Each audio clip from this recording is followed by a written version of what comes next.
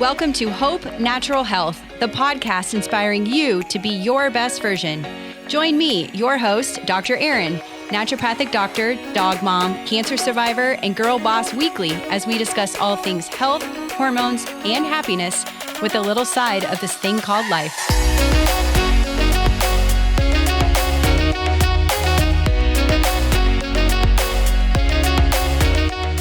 Welcome back to the podcast. This week, we are going to be talking all about your thyroid. Now, if you follow me on Instagram, you probably hear me talk about the thyroid almost every day because I see thyroid disease probably almost every single day, multiple times a day in my office. And I also have thyroid disease myself, so I have a personal experience with it. And I just love talking about the thyroid because this little butterfly gland by our Adam's apple is so important. He's small and mighty. And I don't know why I call him a he. I am a female, but this little organ is so important. So today we're going to be talking all about the thyroid, what it means, and what you need to be asking your doctor, where symptoms or what symptoms you might be having that could indicate a thyroid disease, etc.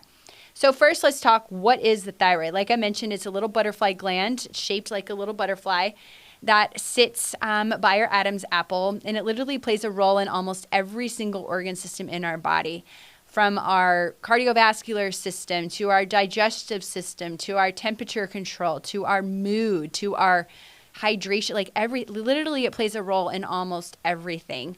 It's made up of two lobes. It has a left and a right lobe, and they are each the size of a plum cut in half. So again, it's super, super small, and the two lobes are joined together by tissue that's called the isthmus.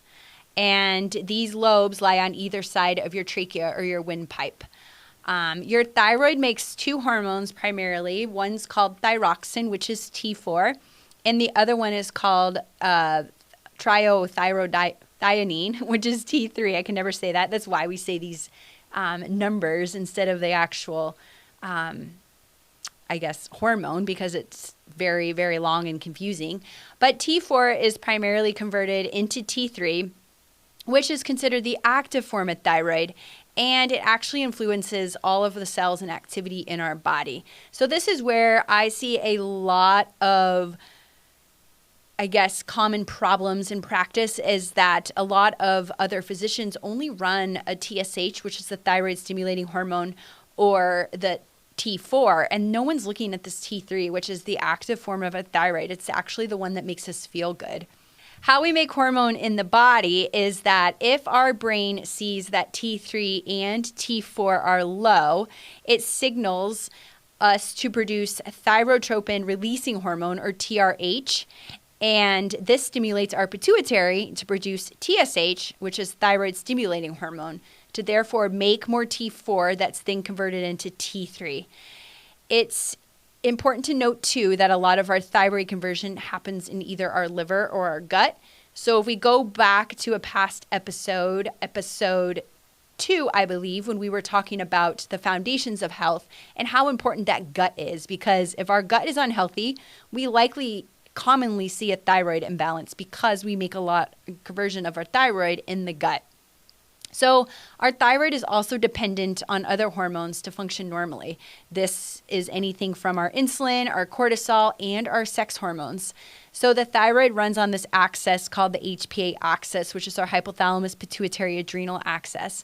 And this is in charge of our thyroid, our adrenals, and all of our sex hormones. So I like to think of it as a domino effect in the body. If one of these is off, it's likely going to cause another one to be off, or we're going to start compensating in a different area. And this is where we have to look at the body as a whole. And I can't just focus on one system in the body. We got to look at it as a whole because it's such a well-oiled machine. Our thyroid helps our body use energy. It helps us stay warm, keep the brain, the heart, the muscles, and all other organs in our body working properly. Like I mentioned, good things come in small packages. So this organ is so important. It gets beat up so much. So here we have few different conditions that can happen with the thyroid. We have hypothyroid, which is an underactive thyroid. Or we have hyperthyroid, which is overactive thyroid. Hypothyroid is most common, but we can also have a condition called Hashimoto's, which is the autoimmune thyroiditis. And it is probably the most common cause of hypothyroidism in the US. And about 80% of people that have thyroid disease have Hashimoto's, and they don't even know it. Like, this is shocking. And it's because it's rarely tested unless you have a naturopathic doctor like myself in your life who's going to run the thyroid antibodies to see if they are elevated and you could possibly have the autoimmune condition or Hashimoto's, which is what I have. And an interesting story about myself and the thyroid is I have a family history of thyroid disease. My grandma had thyroid disease. My dad has hypothyroidism. And my thyroid became suboptimal probably during medical school, but really not diagnosed until after medical school. And I've been on thyroid medications for at least 4 or 5 years now.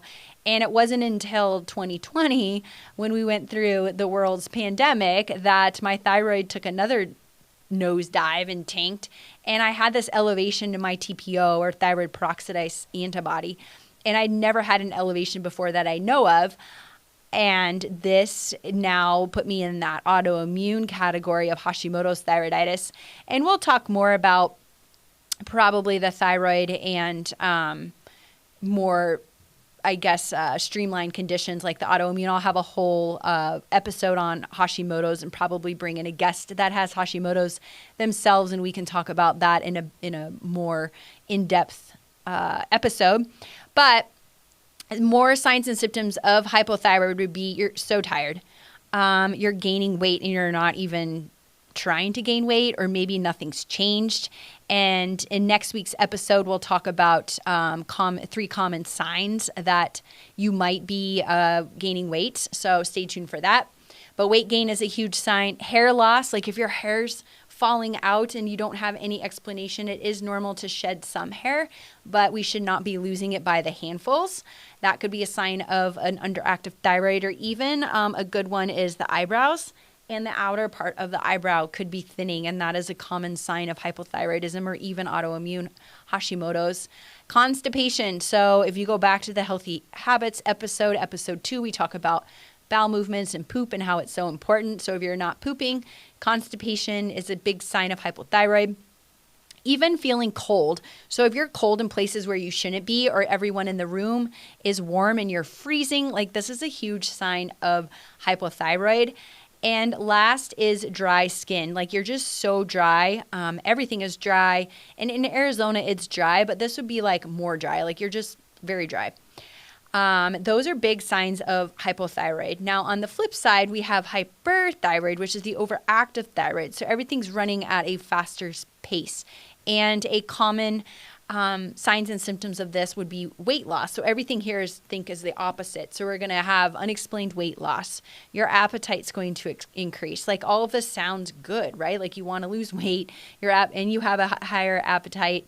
Your heart's going to have palpitations. You might feel more anxious, sweating, anxiety, or diarrhea. So now we have the opposite of constipation. Now we're having crazy amounts of bowel movement. So those are signs of an overactive thyroid. And what's important to note here is we might have an autoimmune condition for the thyroid that's called Graves' disease, or that's the overactive thyroid. Now, this is very, I would say, not uncommon, but more, it's not as common as to see the hypothyroid. I probably diagnose hypothyroidism at least once a day in my office, just because, like I mentioned, that this little organ is so important and plays a role in almost every single organ system in our body. So if you suspect that you have any of these symptoms, or this is speaking to you, I highly recommend you go to your doctor and you ask for a full, and I will say it again, a full thyroid panel, and that should be about 9 labs. Most medical doctors will run 1, and it's going to reflex to 1 if that one is abnormal. Now, I'm going to talk a little bit about testing here because it's so important, but if TSH is usually the number that they start with, which is that thyroid stimulating hormone, and if that is normal, which means you're in that range from 0 to whatever, it's either 4 or 5, depending on the lab company. If you're within that range, that's deemed normal, and it's not going to reflux to the T4. Now, like I mentioned in the beginning, there's more thyroid labs than just T4. There's more to it. What about the T3? The T3 is our active form. So we have to test that. And then we look at T4 and T3 to see if we have good conversion. You might have an optimal T4 and you're not converting into T3, which is that active form of thyroid. So then we have to address, well, why is that? Are we deficient in some cofactors like vitamin B and vitamin D and some essential nutrients that are needed for our thyroid? Or we might have an unhealthy gut and we have to work on gut health first before we would actually balance the hormone. We also look at the totals of those. So we look at the total T3 and then we'll also look at free T4 and see those numbers as well. So there's a free and total of both of the hormones, T4 and T3, and we look at both. So that's 4. And TSH would be lab number 5. I'm also looking at reverse T3. So reverse T3 is it's our inactive form of thyroid. It has no effect on the way we feel, but we can convert over here if we have stress, infection, inflammation, etc. Going on, and that would be something we would work on too, because if we're converting to the inactive form, why are we not converting to the active form that actually makes us feel good? And then we have the 2 antibodies. So we have thyroid peroxidase antibody, we have thyroglobulin antibody, and these are 2 antibodies that your body can essentially produce the antibodies to attack your own thyroid and destruct it. And that's that autoimmune condition called Hashimoto's thyroiditis. You can also test that TRH, or that thyrotropin releasing hormone. I typically don't test that. And you can also test TI, thyroglobulin antibody to see if we have the autoimmune Graves' disease and see if that's going on. I typically don't often test that one either because I don't commonly see hyperthyroid, which is that overactive thyroid. So those are the thyroid labs, and you want to make sure you get at minimum those 7, the TSH, the free and total T4, the free and total T3, the reverse T3, and the 2 antibodies, anti-TPO and anti-thyroglobulin. And that will give you a good idea as to what's going on with your thyroid and if it's functioning properly. Because we'll talk a lot about testing and where we thrive in this podcast, but most times, like, you might be in that normal range, but you're not thriving, and that's not optimal health. Or you could be on the high end of normal or on the low end of normal, and that's not optimal. So that's where naturopathically we look at the body as a whole and we get a complete picture of the thyroid. So what can you do if you have a thyroid condition? Well, for me, I'm on medication, and there's many different medications now for it. We have synthetic versions, we have natural versions or natural desiccated thyroid. I'm currently on a natural desiccated one. However, a lot of these have been recalled due to subpotency from the FDA at the time of this recording, and our options are a little bit limited. But natural thyroids, if you've heard of them, would be NP thyroid, Nature Thyroid, WP thyroid, or Armor. Those are all the 4 natural thyroid. And then we have the synthetic hormone, which is either T4 or T3. And most patients come to me being only on T4 and not normally the T3, which is the feel-good hormone. Like, that's the one we want to make us feel good. And examples of those medications for T4 is levothyroxine, or we have Synthroid or Cytomel, liothyronine. Those are the T4, T3 most common ones as far as that goes. And for that, you have to take 2 pills. You take 1 T4, 1 T3 every morning. And then the natural thyroid is a combo effect where you can take just one. It has the T4 and the T3 in the same capsule or tablet. I've been compounding a lot of thyroid because it's easier to do the dosing. And when I compound it, I can put it all into one capsule so you don't have to take multiple. And if you're on thyroid medicine, I'll remind you that you should be taking it first thing in the morning on an empty stomach, waiting at least 30 minutes, if not longer, 30 minutes minimum before you have any coffee or food. Water is okay, but remember, the sooner you have food, the less you might absorb your thyroid medicine. So a lot of patients don't know that, even though it's instructed on the prescription bottle to make sure that you take it first thing in the morning. But that's when our thyroid is most active, when we want to have it in the morning. So that is pretty much the summary of the thyroid. It is a very, very common common diagnosis I see, and a very common thing that comes not diagnosed, or patients come to me or they've gotten a misdiagnosis or partial diagnosis, or maybe they had a TSH run and they're like, I'm normal, everything's good, but they have a TSH of 3 or 5 or something like that, ridiculous, and their thyroid is not normal.